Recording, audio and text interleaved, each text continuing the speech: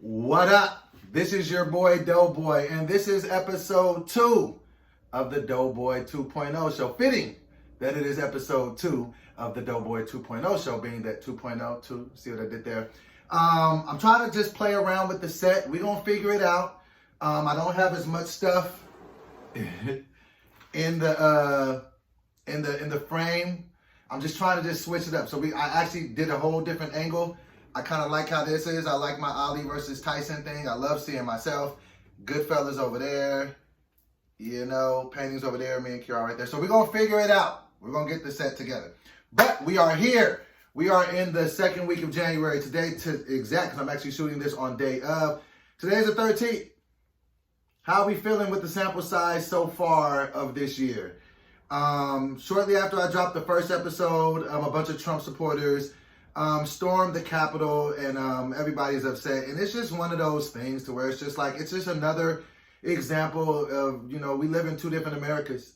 Of course, when there was a lot of the, the peaceful protests for George Floyd and Breonna Taylor, the force was much more ramped up. A lot more people was going to jail. It was just sad. Like, but I get to the point where I hate even talking about it because I never see the change. It's just always just so weird to me. It's even more weird to like see now all of the sports, all the people in the sports world like taking a knee, but literally like 2-3 years ago, people were condemning Kaepernick for that.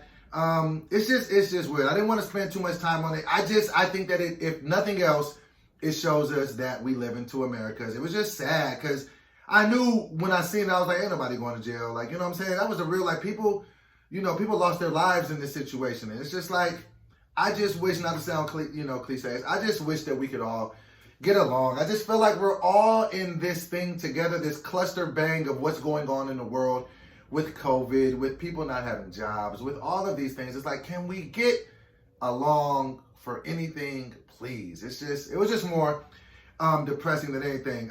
Anybody who follows my Get Fit, Say Less journey, see me gain 16 pounds in roughly like 11 days. A lot of Diet Coke was being drank. I had to actually be honest with myself. You know how sometimes you just don't want to tell the truth? This is what I tell people all the time. Lie to me all you want, but tell yourself the truth, okay?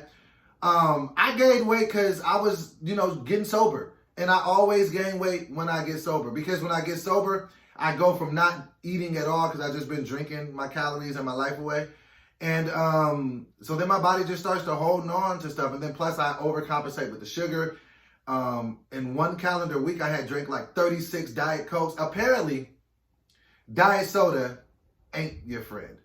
And I do believe that it made me gain a bunch of weight. So, but it ain't nothing. I went from 266 to 282. Didn't cry about it, got right back on my regimen, right back on my workout, right back to my intermittent fasting. So if you are not tuned in to Get Fit, Say Less, I drop it every Monday. I'll have my next weigh-in this coming Monday, so tap in with me. But that was a little hard to see, like, scared. I wouldn't weigh myself on several different scales. Every scale was like, nah, they wouldn't lie to you. So, yeah, I'm back in my bag of trying to pursue my dreams of being a trainer. But how's you guys' year going? Are you still sticking to that New Year's resolution? Did you already give up? Where are you at with it? Don't give up. Keep going.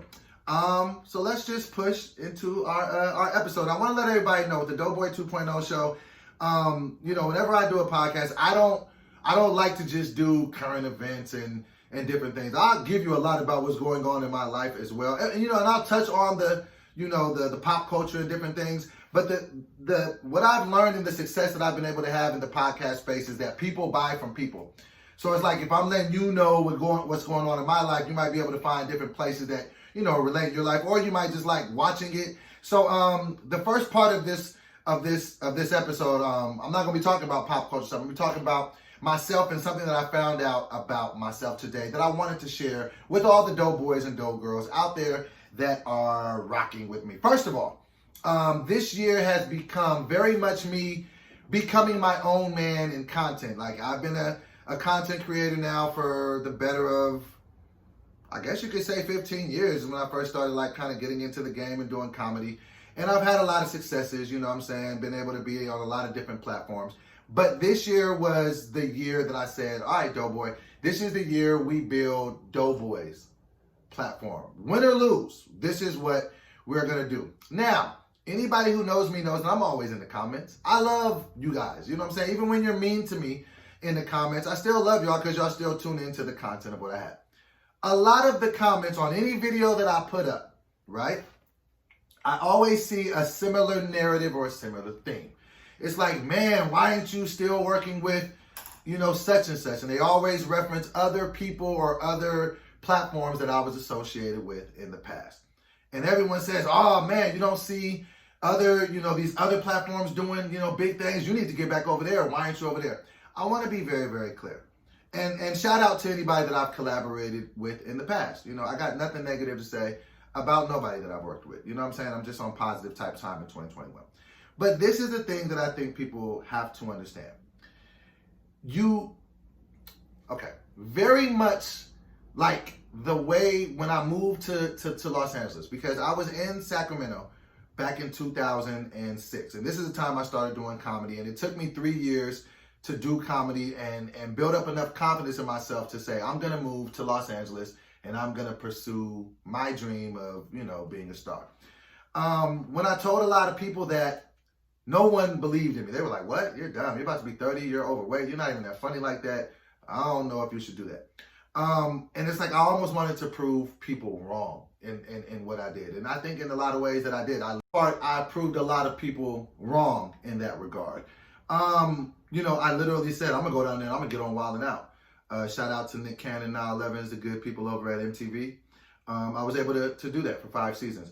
As I progressed, I said, I'm going to... I'm going to get on All Def. I'm going to be the head writer there. Thank God I was able to do that through a lot of hard work and attrition. Then I said, I'm going to start a platform. I'm going to start, a podcast, you know what I'm saying? And, that was very, very successful. But it wasn't built on my platform. So I say all that to say this. I had to understand that I had an employee's state of mind.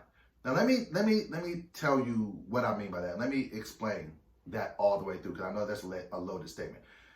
I was just built and conditioned to be an employee because I never really thought I could be more than that. Now I'm speaking to somebody's spirit today, so somebody got to listen to this. I never thought I could do it. I thought I could be a good member on teams, but I never believed I could do it because of how I set up my goals. Goals are so important, right? Because if you set up a goal, a specific goal, you probably, you're going to be trying to hit that. My first goal was to get on someone else's platform. Like I said, shout out Nick Cannon. Thank God he gave me an opportunity. Because I wasn't even no big star online. I think I might have had 2,000 or 3,000 followers on Twitter. Like, I hadn't really done nothing. He gave me the opportunity and he shared his platform with me. But that was my goal, to get on his platform. But he had a vision at one point to build his own platform. And then to, be able to share it with as many people as he could. That's why I rock with Nick so hard, because his biggest thing is just putting more and more people in a position to win. Got a lot of love for that dude. So, but that was his goal. He built Wildin' Out. And I was blessed enough to even see the pilot episode of Wildin' Out. So, and be able to have conversations with Nick about, what I'm saying? Because he had already had a little bit of success, but he was already thinking mogul-minded. So he had already had like a movie. I think he already had Drumline. He already had a couple things. He already had the Nickelodeon thing. But he was like, I want to build my own thing. He shot his pilot. Like, he put up his own money. The rest is history. All right, cool. So that was my goal, just to get on that platform. And I did. And I think I did relatively well. I think I could have done better. But, hindsight's always 20/20. All right, cool. After that, then we moved to around 2014, right? I was at a point in 2014, the end of 2014, I'm ready to move back to Sacramento because nothing's really working. I feel like I've spent all my money. I kind of realized that I wasn't going to be one of the breakout stars on Wildin' Out. Like, you know what I mean? Like, I knew that I'd be somebody that people would know from it, but I was on that show with some monsters like DC, Young Fly, Carlos Miller, Chico B, Emmanuel Hudson, Tim Delgado, Justina Valentina. Like, I hope I'm not leaving nobody out. Big Baby, like, Big Man. Like, it's so many talented people on that show. And I was like, I don't know Charlie Clips, Conceited Hitman. I don't want to leave anybody out, so if I didn't say your name, please don't take that personally. But I kind of made peace with that. Like, I was on this show, I was more of a supporting piece, but I'm not like the guy that you know from this show. Cool. So when the All Def thing came around and I got an opportunity to do that, I was just like, yo, I want to be the number one writer here. You know what I mean? I want to be one of the main faces here. And I did that as well, but it was still on that platform. Maybe in hindsight, the smarter me would have started building my platform at that moment, but I didn't. Because I didn't believe in me. I just believed in other people's platforms and me existing there. And even when, when R&R came out, R&R was never on my platform. So now I see a lot of those comments and everybody's like, you should be doing this and you should be doing that with those people. And this is what I want to say to people. Sometimes you got to put it on you though. You see what I'm saying? I'm coming to the point now where I'm like, I got different ideas and stuff that I want to do that I think is cool, that I think is dope. And I can only build it on my own platform. And that is hard, especially when you've been associated with big platforms. But so what? You've got to be able to believe in you. And like I said, like I had an employee state of mind. I don't want to say that an employee state of mind is a bad thing, because there are certain people that are 100% okay with that. And I'm not here to knock you and say you need to push for something more. Some people are just good with going to work, coming home, having a good family life, and living their life. And there's nothing wrong with that. I lived that life for a very long time. There's a lot of peace there. It's all about what you want to do with your life. But with me being a creator, I got to be able to find out if the things and the ideas that I have in my mind can stand alone on my own platform. And it's difficult. It's difficult to feel like you're starting from scratch. But it's necessary if you want to go to the next level, because one thing that I learned about building other things on other people's platform, it could be taken away from you at any given time.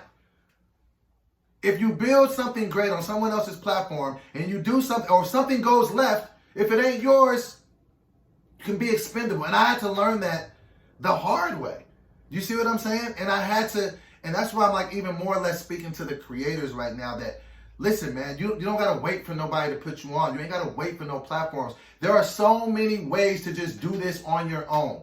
You really don't have much of an excuse to not do it unless you're afraid. And if you are afraid, then just man up and say that. And that's what I said to myself this morning. I have just been afraid to do this on my own. I'm afraid it won't be. I'm afraid that the genius and the things that I might have thought were good were only good on other people's platform. And I was only as good as the platform that was extended to me. And that keeps me up at night. So that's why it's very, very important for me. This goes back to, whenever I get into these type of pockets, I always go to, what am I trying to teach Kiara? When I moved to Los Angeles, I knew at one point Kiara would get to the point in life where she starts looking at college, kind of like the point where she's at now. You know what I'm saying? She's 15 years old. Now she's looking for college. I knew one day I would have to have that conversation with her, why she needed to go to college and why I didn't. I didn't go to college because school just never really was for me, for whatever reason. And I said, I'm going to move to LA to at least show her that I at least tried to follow my dream. Win, lose, or draw, I'm going to do that. And I did it, and now I can have that conversation with her, and it's a great conversation. For the next conversation that I'm probably going to have with her in 10 years, after she's out of college, after she's thinking about going into the workforce or whatever she might do, now I'm like, there was a point where I came to the transition from being a worker to a boss, and it was tough. And I had to go through it. Listen, do you understand that sometimes when you got something in your mind that other people can't see, people will think that you are crazy? When I told people I was moving to LA to pursue this, they told me I was crazy. Now that I'm telling people that I think I should be a motivational speaker and a personal trainer, they're looking at me like I'm even more crazy. Because of course they still see me in my 282-pound frame. Shout out to a 16-pound weight gain. And, they just still see the same dude. They're like, how could you be motivational? You be falling apart yourself. I don't know, but that's what is on my heart to do. And I can't go to different platforms like, hey, this is what I want to do. Like, no, I got to be able to stand on what I believe and move in that direction. I just want to speak to the spirit of people who are afraid. Get over that. Get out and do it. Even if you fail, so what? And that's in whatever you might do. You might not want to do what I want to do. You might not want to be a content creator. You might not want to do none of those things. You might want to be a manager at Boston Market. You might want to be a tennis coach. Whatever you want to do. Don't let nobody tell you that you can't do it. And don't run away from those opportunities when you got to do it alone. Because sometimes some of the most amazing things happen, you're going to have to be alone. So that's why I push so hard. That's why every day, like every view that I get on my station means so much more to me than anything I ever did. I remember when I got my first YouTube payment. It was about 3 or 4 months ago. And it was like $223. It wasn't even a crazy amount. That amount of money meant more to me than any amount of money that I've made. And I've made a couple of dollars. But I did that because I was like, I did that on my platform. So I'm just reiterating that to people. Push after what you want. I'm in a very uncomfortable situation. But like I told y'all last week, sometimes you got to get uncomfortable and stay uncomfortable. But I'm committed to building my own thing. If it takes some years and if every view, if I got to go from 500 views to, and that's the messed up part. There's somebody out there that has less of a head start than I do. There's somebody out there that's starting with 1 follower that has 200 subscribers on Twitter. But let me tell you something, and then I'll move on because I don't want to turn this into a motivational speech. Whoever you look up to, whoever you idolize, whoever you would like to be like, they were you before they were them. Listen to that. Whoever you look up to, whoever you want to be like, they were you before they were them. Beyonce wasn't born into money. Beyonce, you know what I'm saying, came from humble beginnings in Houston, Texas. Jay-Z wasn't born in money. He was selling crack, you know what I'm saying, admittedly. You know what I'm saying, he got his first record deal at 26. Diddy wasn't born from money. 50 Cent wasn't, like, they were just trying to get on too, and they had to believe in themselves too, so why not you? Why not me? Especially when I proved to myself that I can be dope on bigger platforms. Why can't I do it on my own? Fear will cripple you. You got to remember, the people that you look up to went through this same thing as well. And so that's what I'm going through. And I actually appreciate this process because I'm like, it's cool. Nobody can take this from me. And I don't care how long it takes to build. And I'll find the right formula. But I just wanted to speak that into somebody's spirit because I know I can't be the only person going through that. Okay. I understand that y'all want to talk about stuff that's going on in the world. So let's talk about it. Kyrie Irving, James Harden. Both basketball players, and they're both acting ridiculous right now. Let's just talk about it. James Harden, who just is about a year removed or 2 years removed from being the MVP, he wants out of Houston, right? And I get it. You know, you don't want to be there anymore. You don't agree with the vision of the people that are cutting your check. You want to get out of there. That's fine. I understand that. But there's a certain way that you can do it. He wasn't showing up to training camp. He was throwing a basketball at teammates' heads, allegedly in practice. Showed up looking like he's averaging a triple cheeseburger a night instead of a triple double. Just fat. And I know I shouldn't be calling nobody fat, but he looks like an offensive lineman. And just making it really difficult for the organization. Then yesterday he went on television in an interview and he was like, oh, we're just not that good and I don't think this can be fixed. It's kind of just being a terrible teammate and all in his attempt to get traded. This is what I have to say. Don't let your talent go to your head, people. And I'm going to say this about both Kyrie and James, because I think they're both doing the same thing, and I think they both look a little ridiculous. This isn't the way to go about this. And don't let the fact that you can drop 44s and, you know, as a fat dude on anybody at any given time just absolves you from that. Yeah, you have a great talent, but can you play well with others? Like if I'm a general manager for a basketball team, do I really want to bring this guy in? Is he really, you know, then you hear about all the special treatment he was getting over the years. And you know, if Russell Westbrook comes to play with you, and after 1 year, he's like, nah, this guy's crazy. I got to get out of here. Something might, where there's smoke, there might be a little bit of fire. Let's also talk about Kyrie. Kyrie is just, he's always struck me as just a me first guy, and now it's just starting to bleed out. He just left and just cited personal reasons, and I get it. You know, people have personal reasons all the time. But then we shouldn't see you out partying without a mask, especially when we're in COVID, and the NBA is canceling games every other. That just looks irresponsible. Then you're on a Zoom call with some politicians. Bro, listen. You know how disrespectful both of y'all are? Just to the common man. Let's just take it out of who you all are disrespecting. Because we already know you're disrespecting your team. They pay you. Do you understand that you signed a contract You signed a contract. So whatever you might be going through right now, understand you did sign a contract. And let's go back to how did I just forget his name? James Harden. Let's go back to James Harden. James Harden, bro, you are like the most spoiled athlete, my dude. The Houston Rockets are bending over backwards at every plausible turn to get you whatever you need. Dwight Howard, CP3, Russell Westbrook, and you still keep saying it's not enough. It's not. Maybe it's you, brother. Maybe it is you. Because I doubt Dwight Howard, Russell Westbrook, all these other players that you play with are all conspiring at secret meetings to come against you. Maybe it's you. And then Kyrie Irving, this is the ridiculous thing. I think okay, so you're already disrespecting your team. You're disrespecting your teammates because they can't, both of you guys are really good. I would say both of you guys are arguably top 10 in the league, both of you.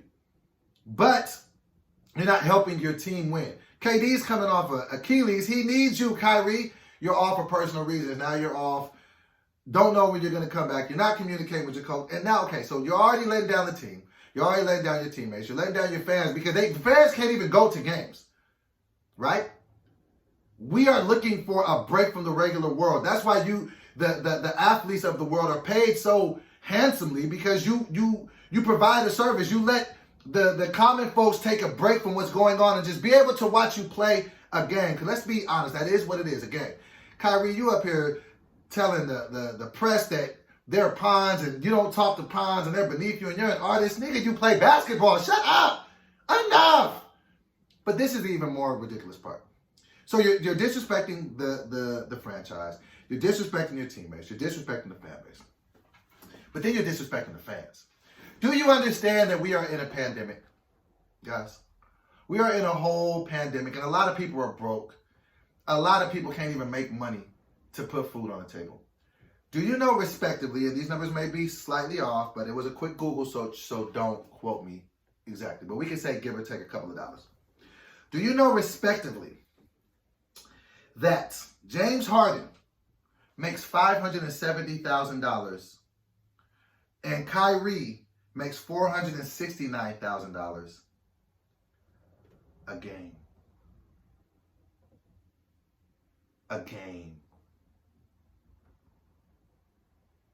Again, for 48 minutes of your time, roughly about $500,000.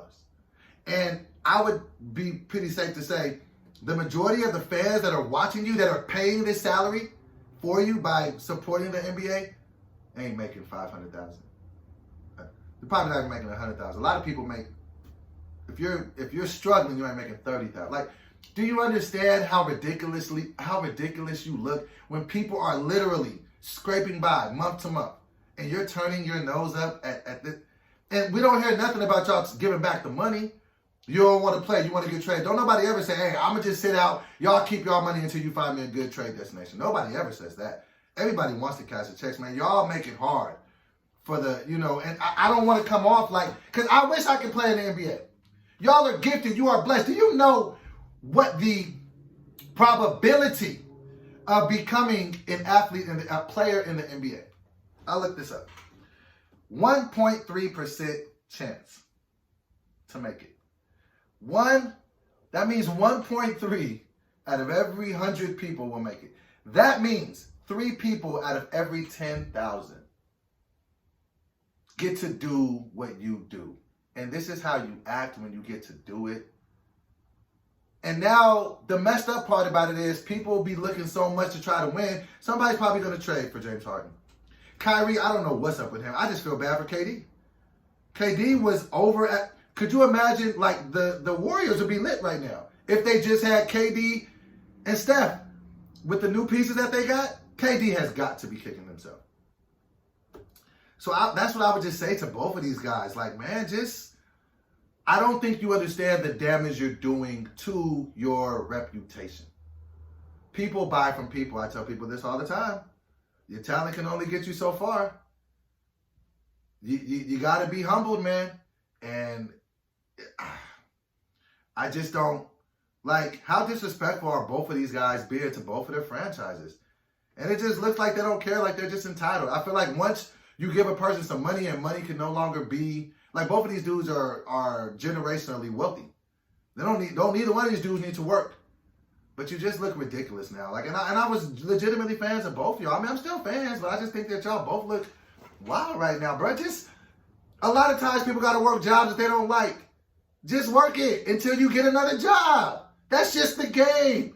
This is the problem. I think sometimes athletes think that they're above just being regular people. At the end of the day, you get paid to do a job. Why don't you just do it or just quit? I've quit plenty of jobs. I mean, not making that much money, but that's neither here nor there. So yeah, I really would like for them both to just be better role models and examples, man. Like, I get it. If you don't want to play, don't play. Well, stop taking the money then. Just be fair. Just stop taking the money.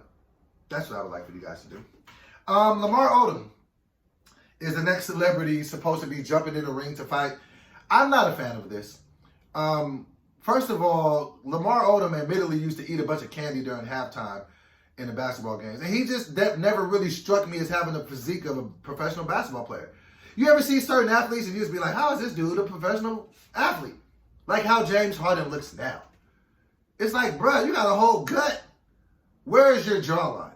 And it's certain different athletes, like CC Sabathia. Like, no, this is no shade. He just never looked like an athlete. You know what I'm saying? So I think that this is a bad idea because ask Nate Robinson's chin how serious boxing is. And people have kept saying this. You can't play boxing. I feel like somebody's going to get hurt.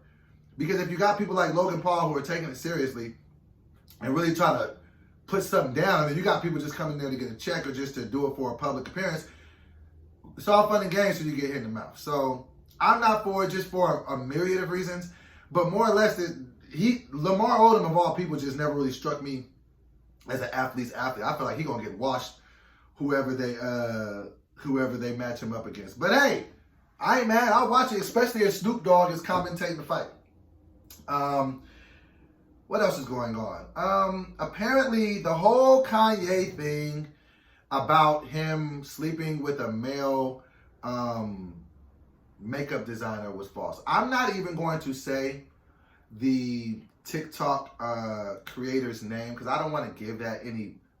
I don't even want to give that individual any press to further fuel their clout chasing agenda. But I feel stupid, and I apologize to anybody who watches my content for even reporting on that. I should have been more responsible as a content creator to make sure that was verified. But it's just like the girl basically said she just made it up just to get people to listen to her. And it's just like, you don't make up a bold-faced lie about a married man sleeping with a man just to get people, like, is it that serious to get some views? Like, you'll just really low-key try to ruin somebody's... Because that started trending. That's the only reason I thought it was real. It was trending, and it was coming out like, oh, a bunch of people must have known about it. And then the Jeffree Star dude didn't make it no better. He kind of was just running with it and kind of posting things to kind of make it seem like there could have been some validity to it. I feel like that's unfair, man. Like, at the end of the day, Kanye's a person. Kim's a person. Their family, their children are people. You know what I mean? And it seems like they're already having a tough enough go of it in being a public couple, being a couple in the public eye. As big as stars that they are, those are both, Kanye and Kim are probably two of the most recognizable names in the world. So that already has to be difficult because just being in a relationship is difficult. But to be in a relationship in front of everybody, in front of the world, and then have people throwing in things that simply aren't true, that's got to be tough. So I'm not going to spend too much time on that. I just hate the fact that I took the bait, that I even talked about it. And moving forward, I'm going to make sure anything that I report on or even talk about, I'm going to make sure it's more nailed down and more concrete and just get some type of proof, because the messed up part about it is the damage is already done and nobody hears the apology. The apology is always whispered and the offense is usually shouted. You see what I'm saying? So I wanted to be one of the people that said, hey, apparently that thing was all fake. It was a TikToker trying to get some clout. We ain't even finna, give her no shine. But, prayers out to Kanye and Kim, and hopefully their marriage, comes to a good resolution between both of them. And yeah, I'm just sending good energy out to them. Speaking of rappers, and I want to talk about this for a minute too. And then actually, let me go here. Actually, the last 3 stories are about rappers. Okay. YFN Lucci is apparently wanted for murder in Atlanta. Yeah,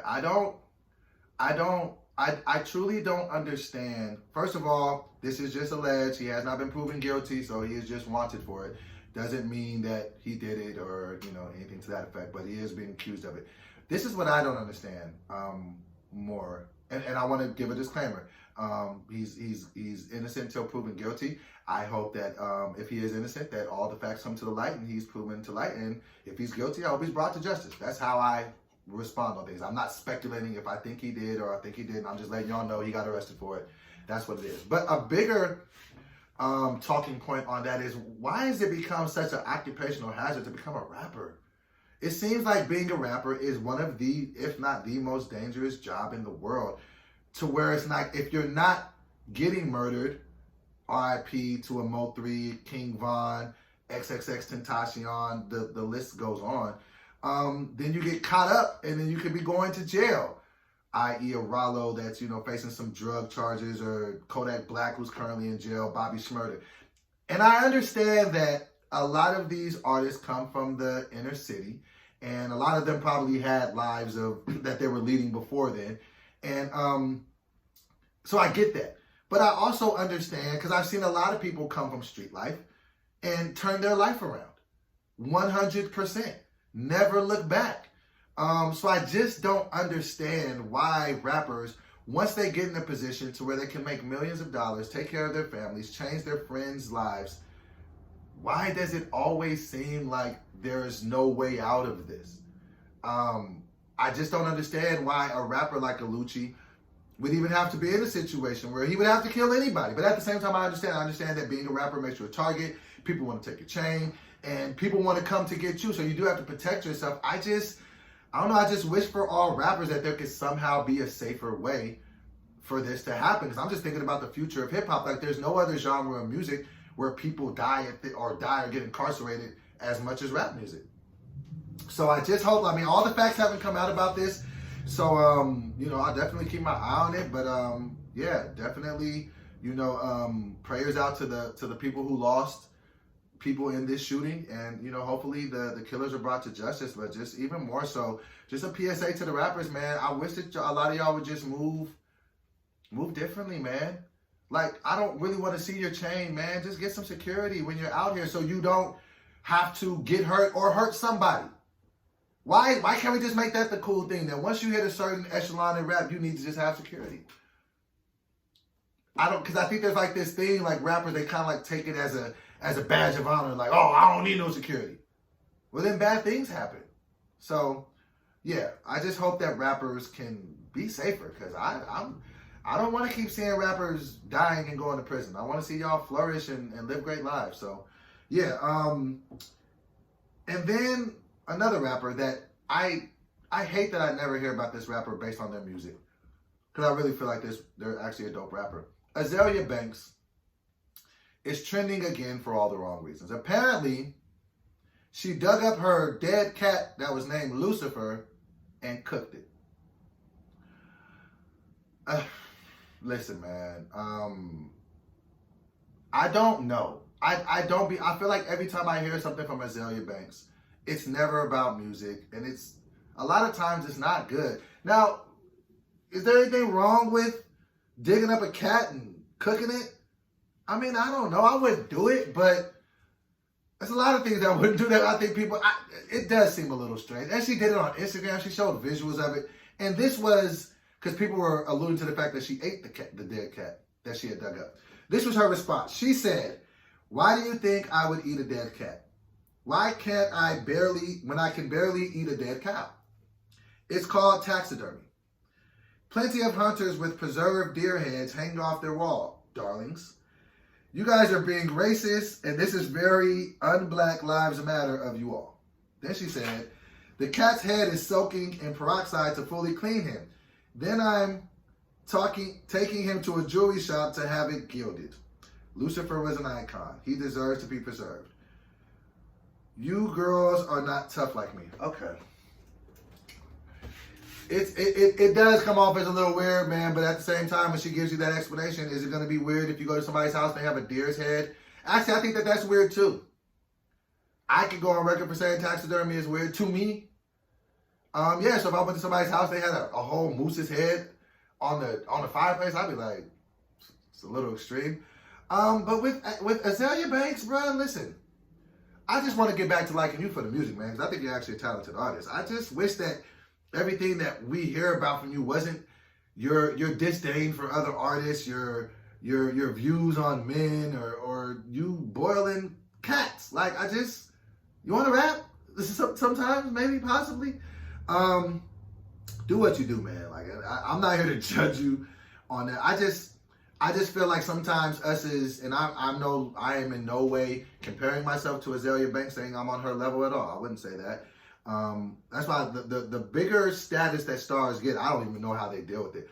But dealing with, I think that when you are in the public eye, you have to understand that sometimes people are going to come at you with arrows, and sometimes you give people the ammunition of which to shoot you with. I think Azalea Banks or her team, if she has a team, I'm assuming she has a team, has to know that her, of all people, cooking a cat on Instagram is gonna elicit some type of reaction, and it might not be positive. You have to know that, just given your history, Azalea. And then it starts to make me feel like, do you want this type of energy? Like, you must want this type of energy because you knew you were gonna get it. So to that, I just say, look, man, it's a free country. If you want to boil cats and for whatever reason, cool. I just know whose food I ain't eating at the potluck, and Azalea Banks is at the top of that list. All right, I want to get out of here with a think piece. It's a new piece that I'm going to start on the podcast called Dough is Rising. It is just when I take a simple thought that I had and I just spill it out. Okay?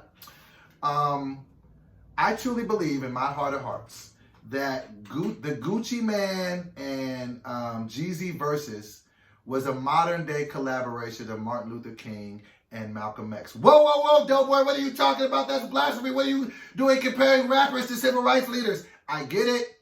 Hear me out. Okay? Now, when I say that it was a modern day Malcolm X and Martin Luther King, this is what I mean. I feel like those two men in their day very much had their hand on the pulse of black men in America, okay?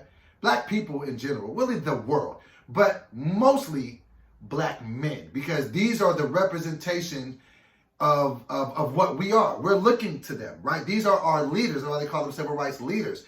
They both had two conflicting views on how to get things done. Malcolm X was more militant, more aggressive, to where Martin Luther King was more peaceful, more nonviolent, right? But they were very necessary in being the role models for young black men and how to move. You see what I'm saying? And unfortunately, they were both taken away from us entirely too early. So we didn't even get to see them evolve into the leaders that they truly would, because unfortunately they were assassinated and taken from us. Fast forward to 2020, Gucci Mane and Jeezy. Why would I compare these two brothers to those two brothers? Because I feel like they have a lot of influence on young black men. If I'm 41, I'm very heavily influenced by Jeezy and Gucci Mane, because they both came up, like, I'm relatively close in age to them. But a lot of people rock with them that are a lot younger. A lot of black men resonate with the story of a Jeezy and a Gucci.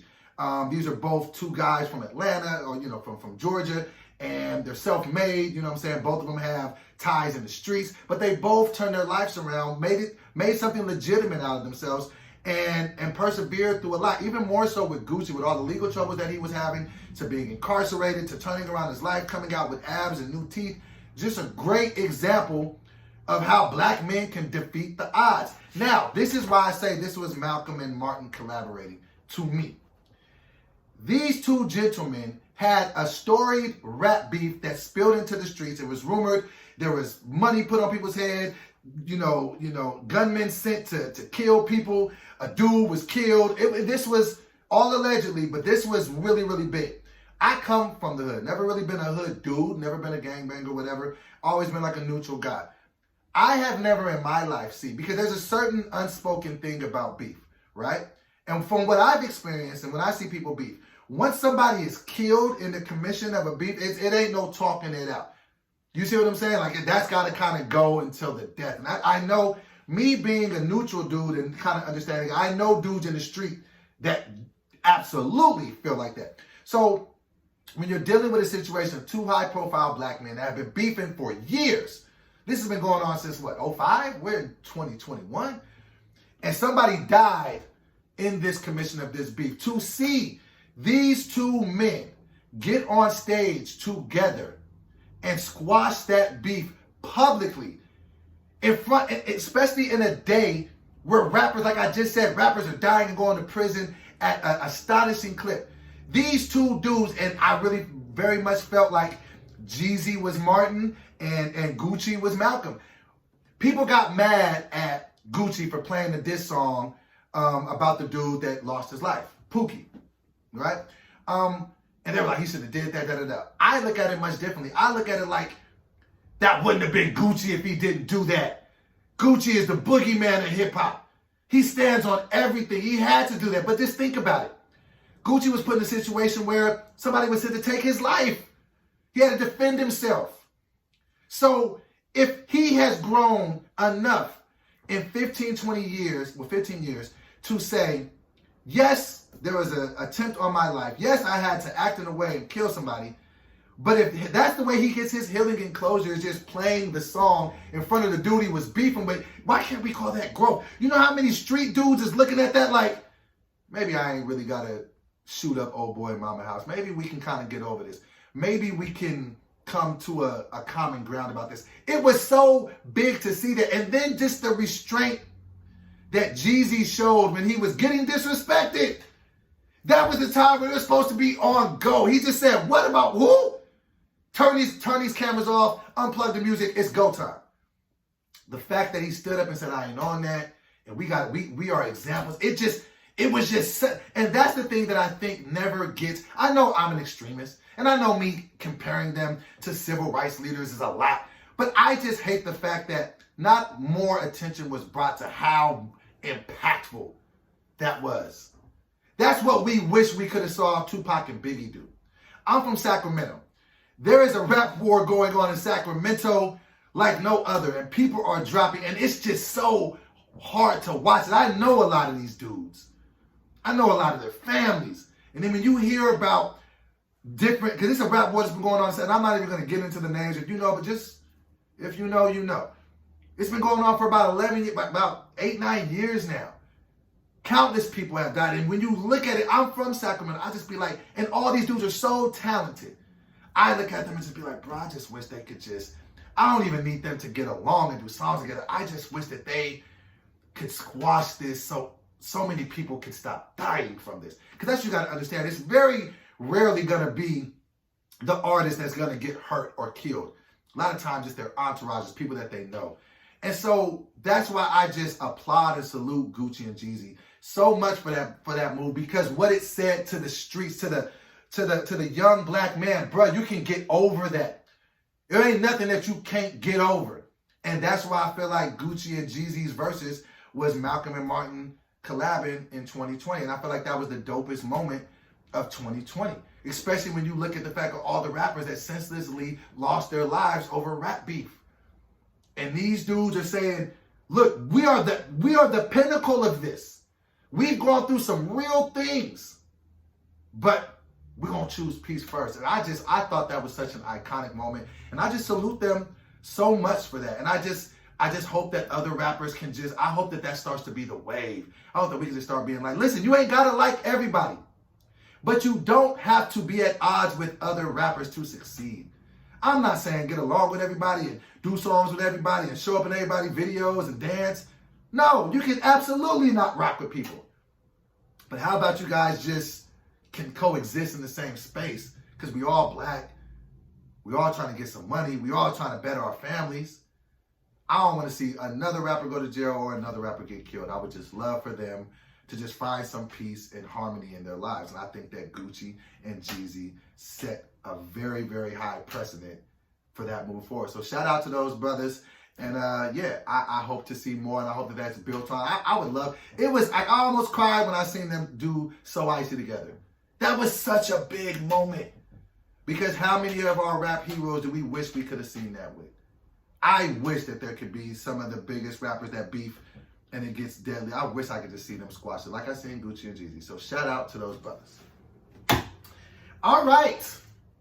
That is episode 2 in the books. Felt very, very good. And a lot of times I'm telling y'all, man, I might just come here and just talk to y'all about something that ain't got nothing to do with what's going on in the world. My goal in this podcast is to give you me, give you what Doughboy is going through. And hopefully we can open up the conversation to many other things. I'm thinking about inviting my first guest around episode number 5. So we got 2 more episodes here. Let me know who you guys might want to hear from as a guest. I want to be able to have long, structured conversations with just people I admire. So I've already got a couple heads that I'm kicking around, and we're going to figure it out. If you haven't already, please like the video, share the video, comment on the video, all those good things. And, hop in the comments. If there's any constructive criticism that you got for me and how we can make these things better, let me know. I respect whatever you say. Just say it nicely, or it might just get spicy. My name has been Doughboy. This is episode number 2 of the Doughboy 2.0 show. I will check you guys next Wednesday. Peace. Okay, I didn't even need to do all that. Shout out to Kyrie when she was super little. Oh, you guys see my little bottoms? Oh, it is what it is. Oh, it is little, my baby girl.